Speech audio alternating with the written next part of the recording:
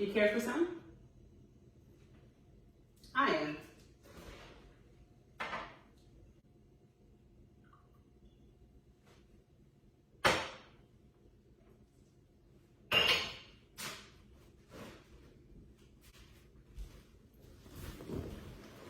Well, hello. I am coming to you today, Vlogmas Day 19, to share my holiday wish list.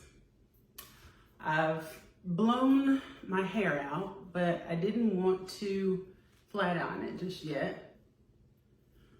I love big hair. So I hope that you appreciate me coming to you as I am. So my wish list is not going to be about material things at all.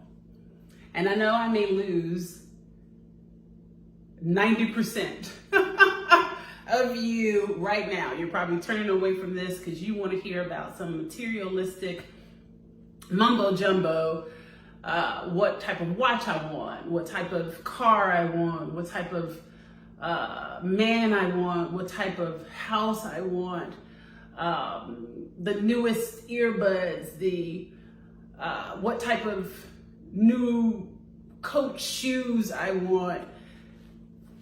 None of it is materially relevant for me. And it hasn't been for quite some time. I enjoy the finer things in life.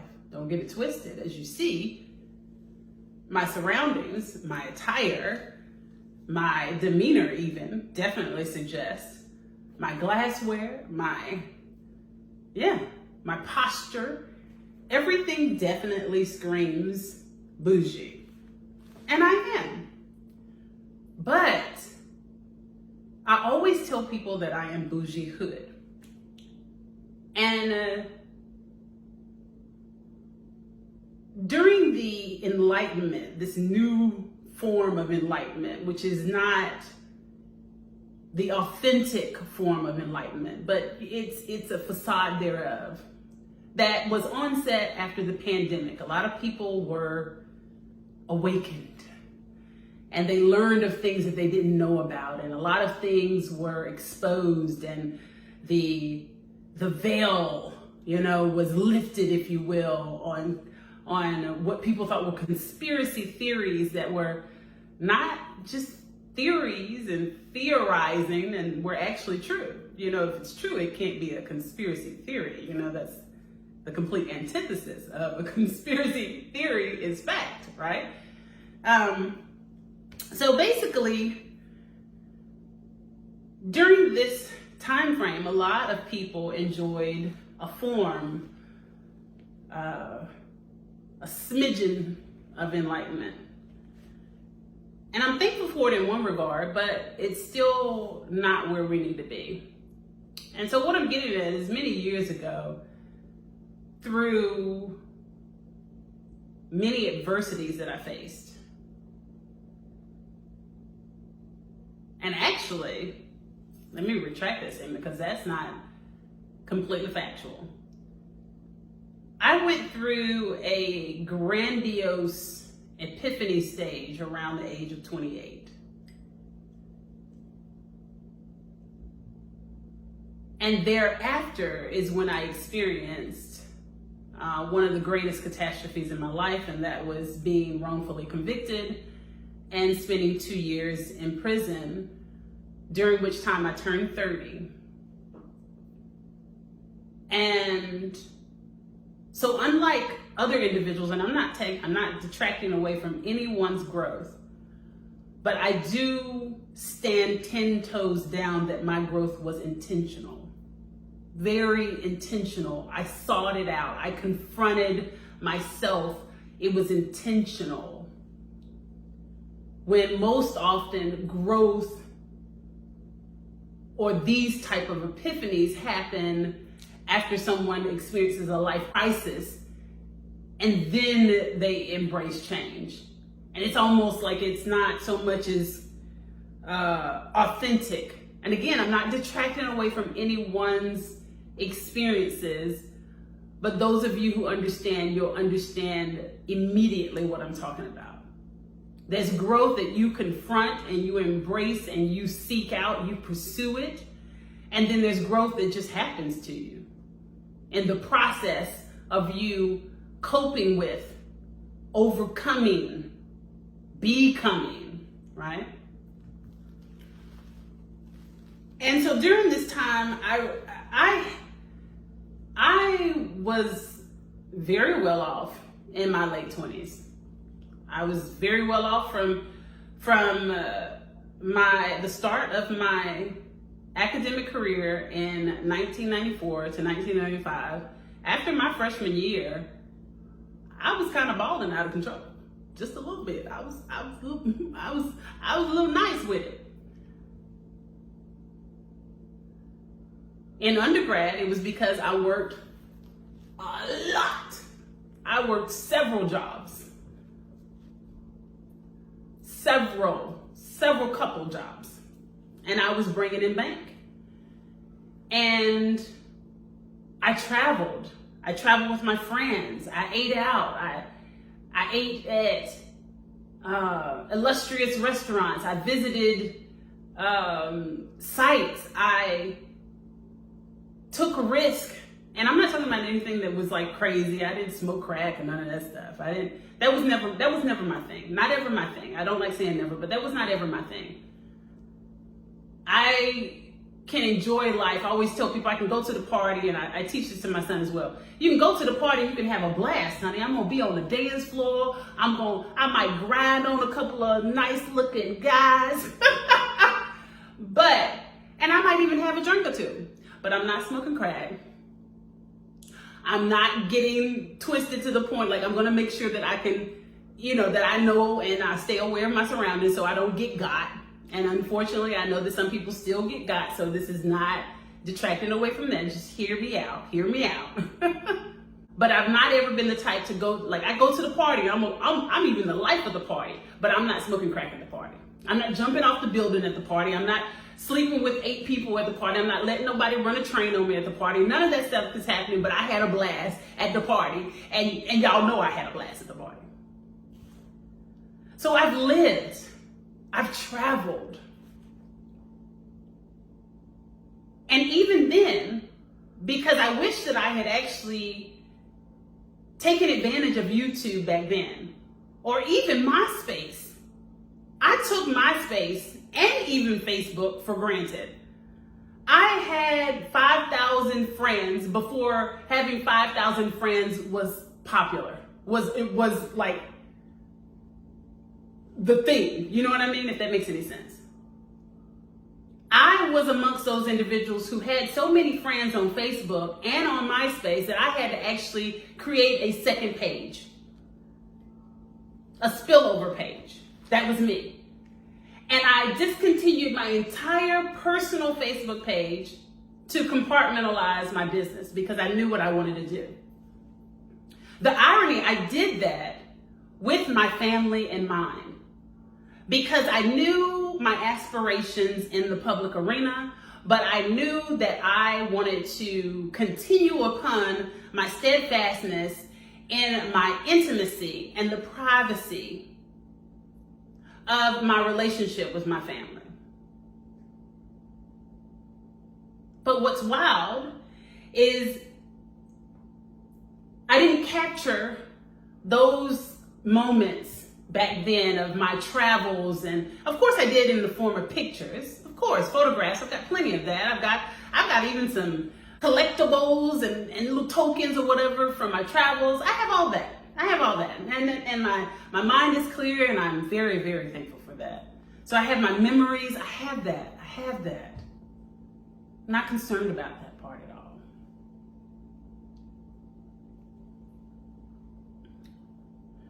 I've been there and I've done that. A little more than you most.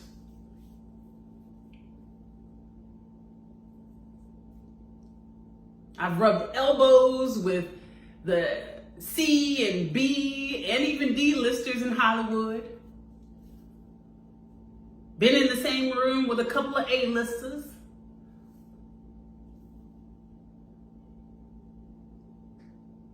I've had my achievements, a lot of them unrivaled, that I can say now at 47 years old.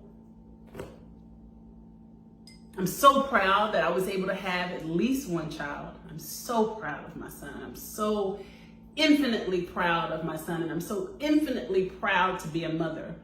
I wanted 3, and that'll be part of my wish list. I'll get to it in a second. But I want you to fully understand where I'm coming from. So the irony is that in this effort to have balance, because that's what it's called. At the end of the day, that's what it's called. To have balance, to do it the right way, to pursue success in the commercial industry, because that's what it is. Anything we do in commerce is commercial. And for some of you who are like, oh my God, is she going to get all scientists on us? I might. That's who I am.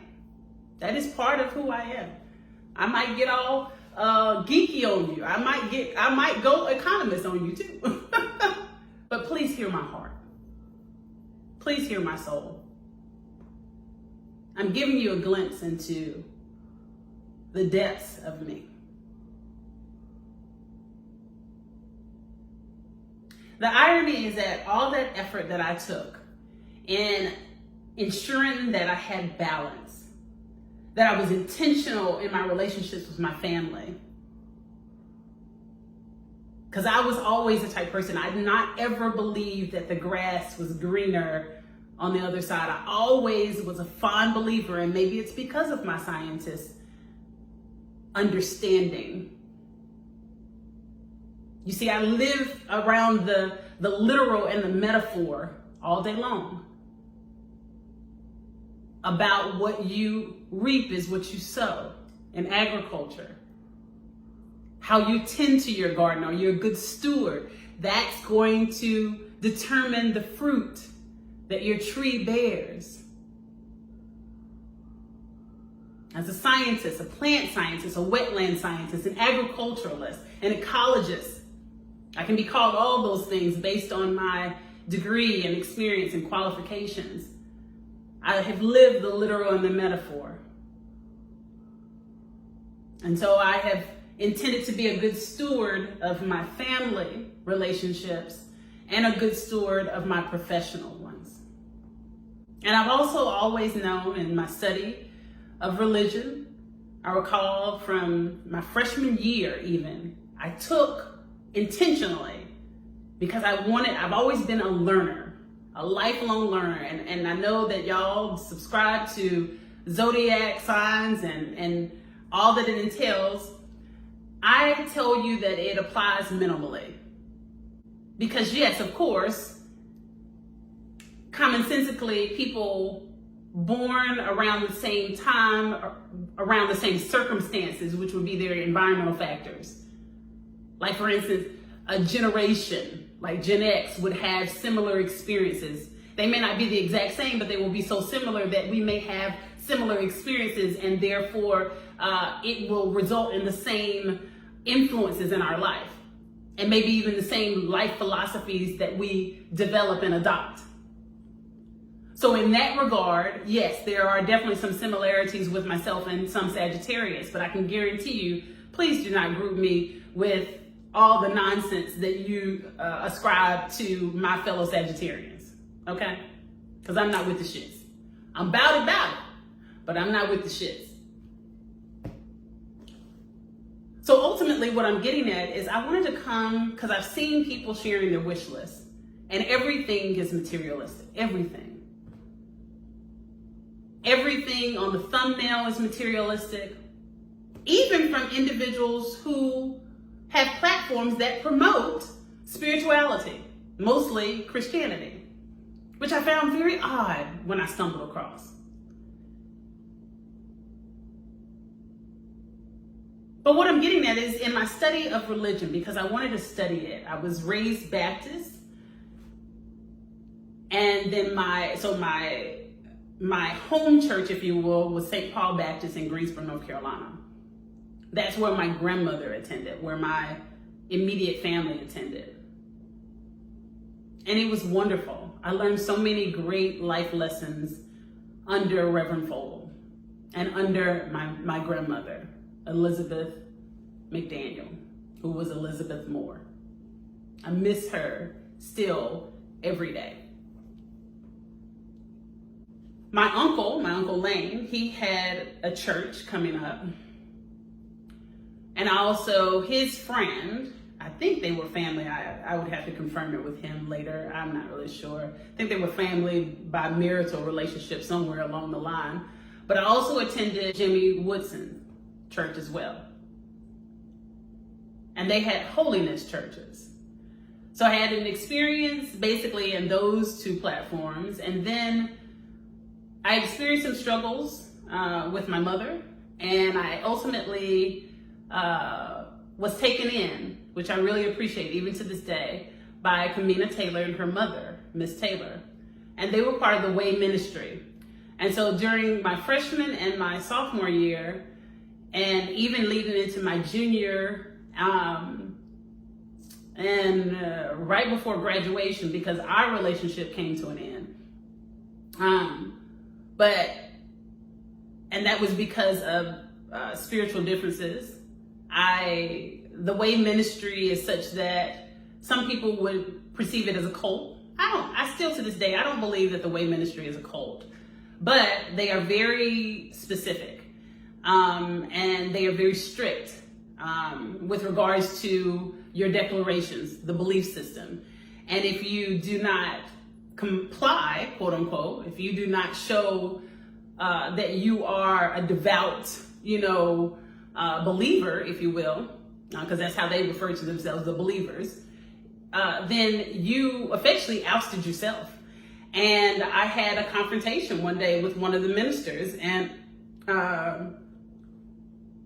we didn't end up arguing. It was very adult to adult. It was quite mature. He stood his ground and I stood mine, and I said, this is not what I choose to continue upon.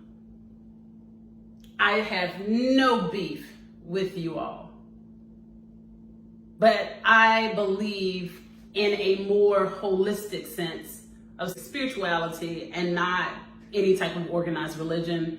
And me sitting in here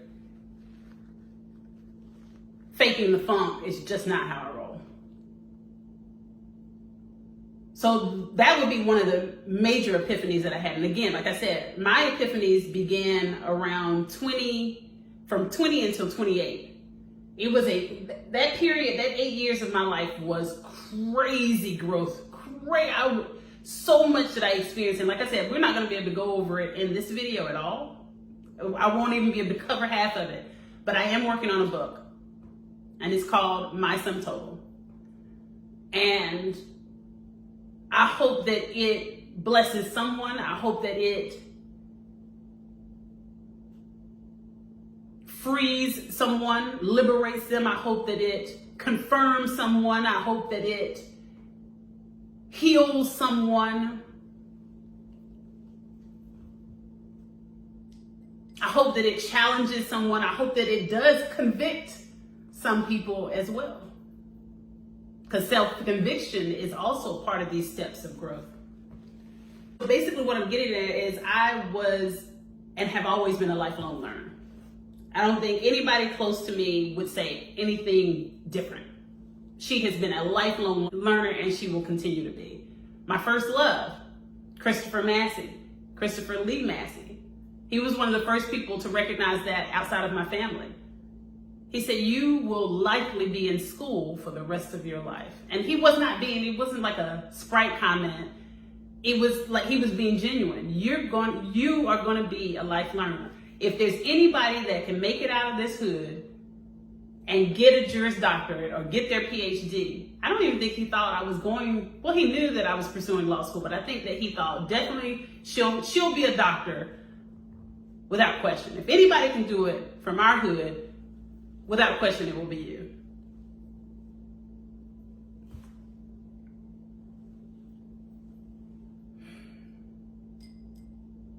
And he saw some of that experience up close and personal when we tried to rekindle our relationship back in 2015 when I moved to Charlotte.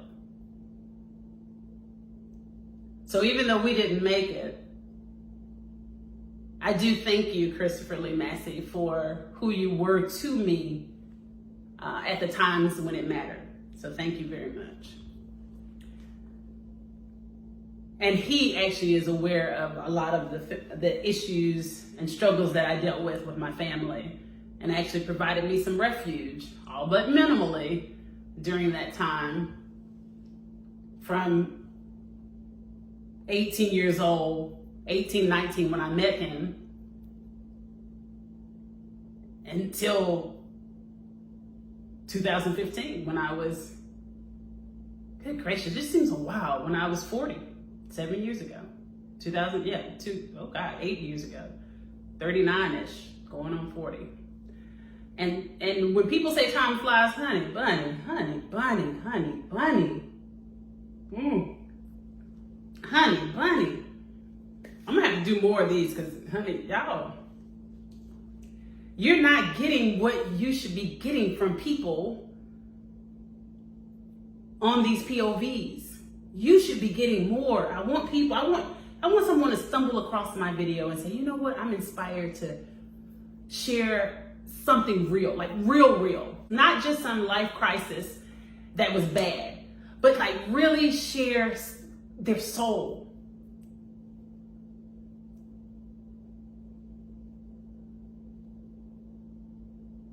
Really have a diary of this is me, and it has nothing to do with like necessarily it doesn't have to be focused on self-empowerment, self-help, nothing, just here's my authentic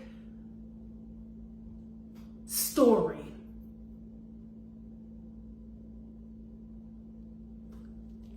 And I actually started a platform with, of course, called My Sum Total. Who are you? I've been doing a lot of these type of platforms for quite some time.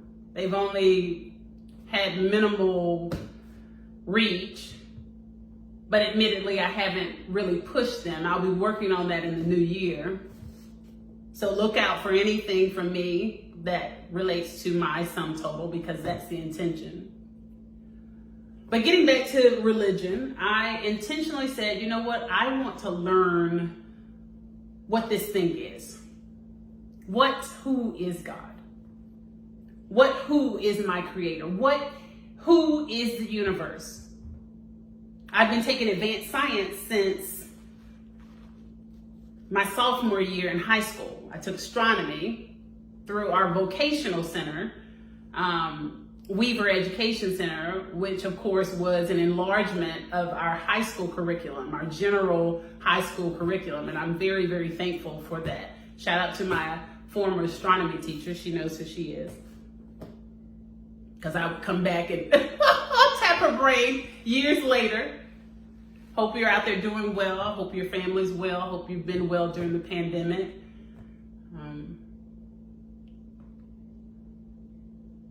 And so even at the beginning of my academic career, I intentionally enrolled in religion. I didn't have to take religion. Religion is not a requirement for your undergraduate studies. It's not required at all. I took it intentionally. It has nothing to do with my field of applied science, arguably, because most scientists are either agnostic or atheist, right? And she made me work too. She got on my nerves. That teacher was crazy. No diss. Shout out to her as well, but she really challenged me. And so I went on a lifelong journey of what, who, why am I? What is my purpose? What do I want to do with this thing that I have been gifted called life? Who gifted it to me and why? I've always been so inquisitive about that. What is it that you want me to do with this? Even if I just speak it out into the vast unknown, what do you want me to do with this? Because Because it can't just be superficial. I can't believe that. And therein lies the irony, because your average person would look at me and they would see the superficial. They would see the materialistic. Because indeed, it is fun to dress up. It is so much fun. And know this, I have been given a pretty good paper doll. Honey, like, honey. So, honey, I hang the clothes. I hang the clothes. Let's not get it twisted. I hang the clothes. And there's so many fun things that we have added to this life that make life even more fun and convenient and wow. But then what? Then what?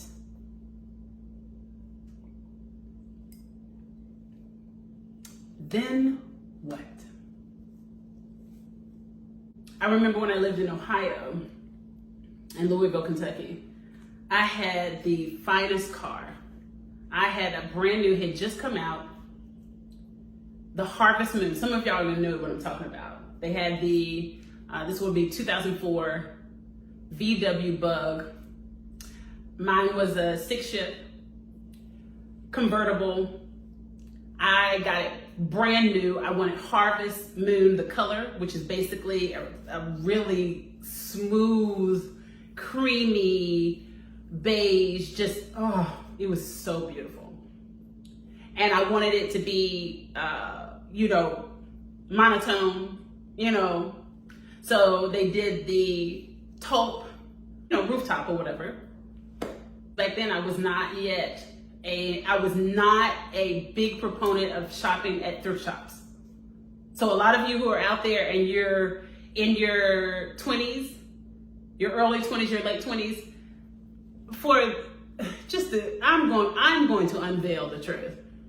Yes, most of the people who are telling you that you should thrift shop, that are your elders now, or people maybe not even like elder, you know what I mean? But maybe they're 5 years older than you. Maybe they're only 2 years older than you. And they're like, look, like, you should go this way. Trust them, do it. Save your coins, put that shit back, and be a boss. I'm showing my son the ropes now. And it's okay. Let people really hammer it in. Take their advice. Because anyone that is hammering it into you, I'm telling you, like, keep those people in your life. Do not see them as being annoying. Those people love you. Please understand, those people love you. If you are not getting any clarity from my channel, please understand, anybody that keeps hammering into you certain advice, like very specific advice about finances, about savings, about planning, about life, like, generally those people love you. You understand? Because they don't want you to have to go through any of the stuff they went through. And they want you to be bossed up. They want to see your success. Okay? But yeah, so basically I'm saying, like, I had honey, y'all were doing the pink and whites. I hate to break it to you. That was, honey, back in the early 2000s, late 1990s, I was getting the pink and white. That is nothing new. You're talking here in 2023, pink and whites is so old for me. That's old. Super old. Getting my hair done every other day. Getting a massage 2 and 3 times a month. Just because, not even on some wellness, just because. $100 dinners, $100 lunches just for myself, solo dates, all that stuff. Been there, done that a million times. Been there, done that a million, trillion, gazillion times. Done it. Got the t-shirt, got the, I got all of it. Got the souvenirs, done. Got the plaque. She done. Queen, get her done. And none of it answered any of my questions. Now, mind you, keep in mind, I've been doing a lot of philanthropic work my entire life. So that's been very fulfilling. And I can't wait to get back to that. Being in law school, even though it was a labor of love, it was financially, that was a honey bunny. And I'm ready. And so basically I could not do any of the things that I was able to do, even during my PhD program.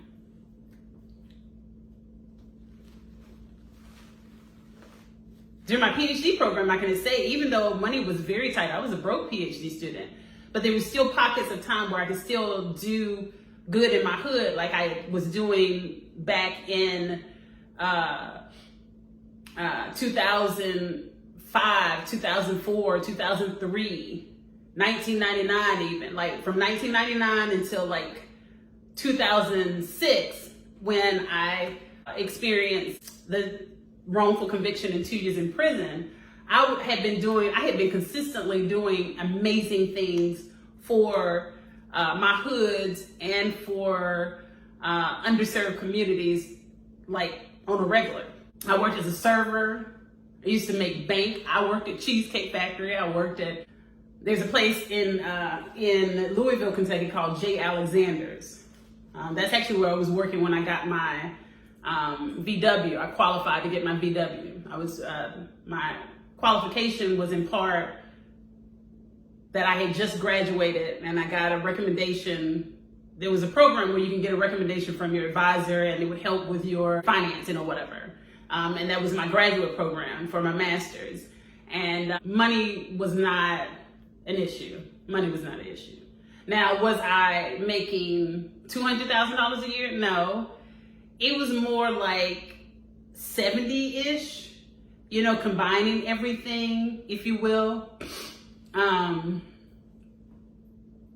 then also having, at that time, my student loans while I was in graduate school. So I was nice. I was good. But fast forward, it's just like, I'm glad that I was intentional with my life choices. I'm so glad.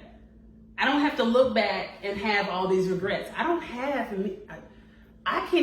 going to say I don't have many regrets, but that's even an exaggeration because I don't have any regrets. I can't think of one regret that I have. Now, I'm also, as a scientist, I'm a hugely cognitively apt decision maker. And that has helped so much. I'm a mathematical thinker, so it helps so much. I'm very quick with cost-benefit analysis, very quick. And that has worked extremely well. Even if the outcome is not the most favorable, it is still the most balanced and still, so it makes the most logical sense with the information that I have available to me at that time. So I'm content with it. So I don't have many regrets. And so then why you're like, well, then tell us then, what is it? Because you're 37 minutes in, 37 and 5, 6, 7, 8, 9, 10 seconds in. I'll tell you.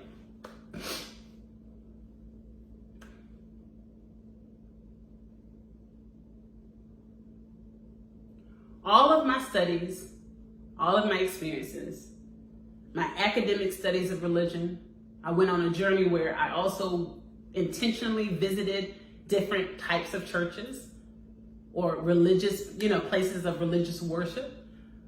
I went to Catholic mosque. I sat in with Islamic mosque. I've even attended Asian religious ceremonies. I've gone to Native American ceremonies.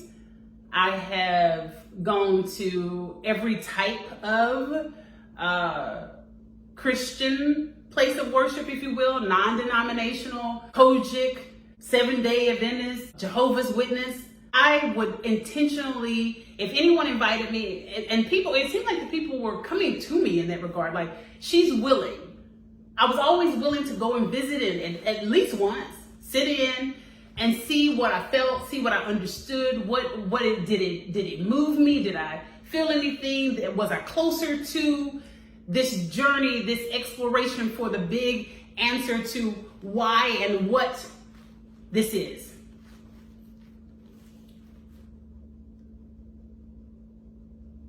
It was definitely revealing.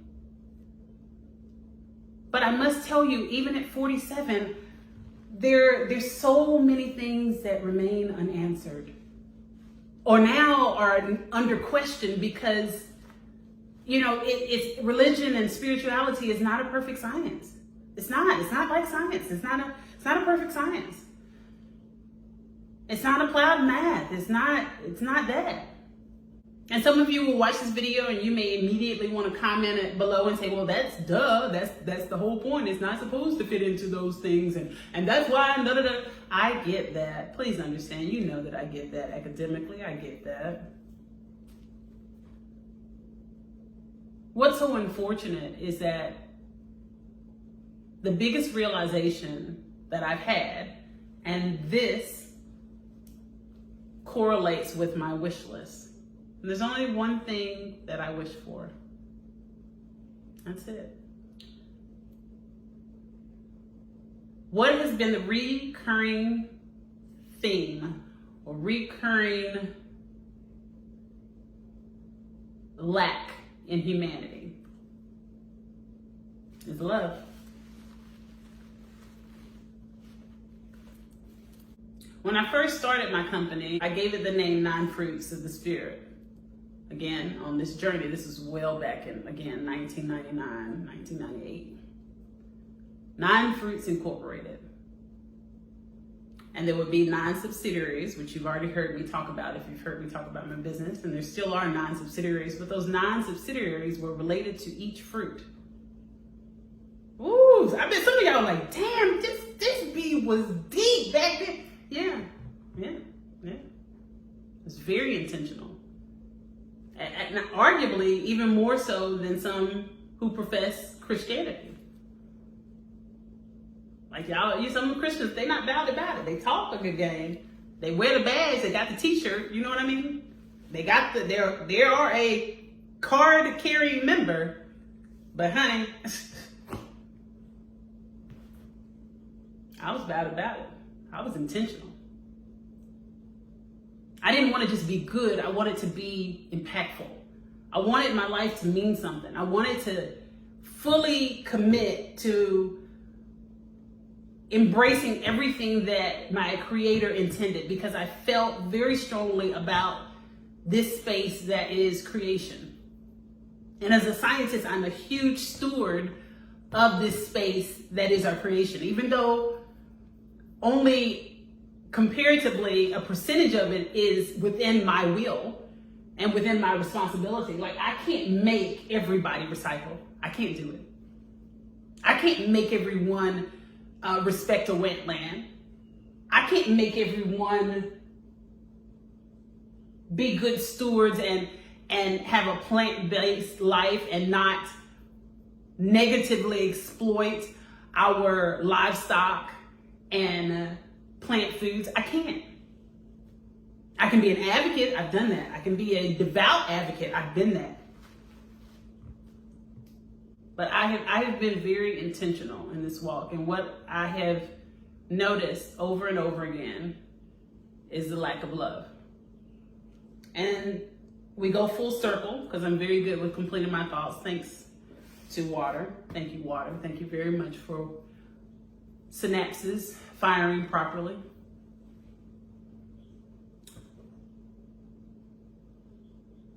The family that I intended to protect and nurture and be a good steward of has forsaken me. And this goes full circle back to, if you'll notice, I didn't complete my thought with regards to then immediately jumping to the subject of religion. And this is why, because we can come back full circle for that as well. So even though I was a student of every type of religion, just student of learning, period. The Bible teaches very clearly as does the Quran, as does every other religious or spiritual text that I've read. The lesson is the same, that it rains on the just and the unjust alike. And that actually was a biblical parable that I used as a trademark of sorts for my Under My Umbrella campaign, through which, sponsored by Harris Teeter, thank you so much, or sponsored in part by Harris Teeter. Thank you very much, Harris Teeter, for what you did. I was able to, with the help of my volunteers, we would either raise funds, or you could either donate money, which we would use to buy rain gear for the homeless, or you could donate rain gear and then we would drive around during inclement weather and hand it out. Because it rains on the just and the unjust alike. So full circle, basically, no matter how much I loved on my family, and I did something very seriously, something very intentionally. All the while, they were wolves in sheep's clothing.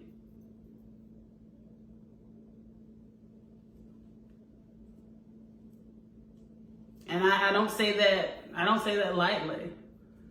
When you do read my book, you'll be very, very shocked. I mean, as was I. Hey, I lived it. To learn the things that I've learned, the things that they've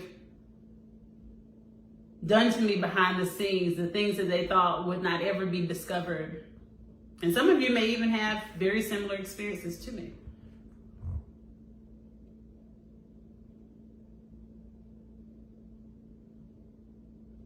I don't even think I'm going to edit some parts of this, but not a lot of it, just so you know. I'm going to give it to you the way it is. But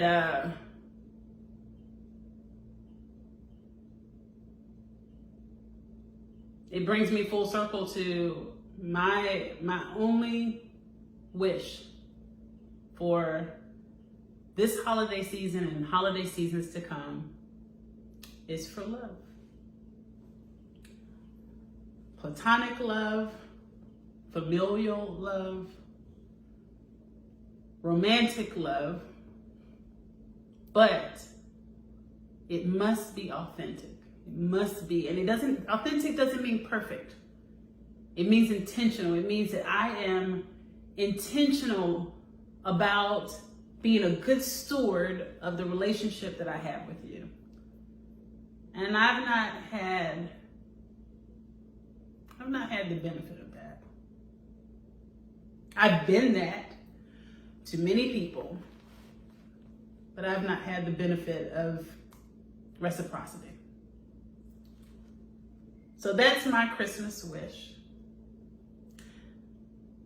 I'm sure that some of you can relate. And it is my hope, my sincerest hope, that you and I both get our wish for this year and years to come. Celebrate the light.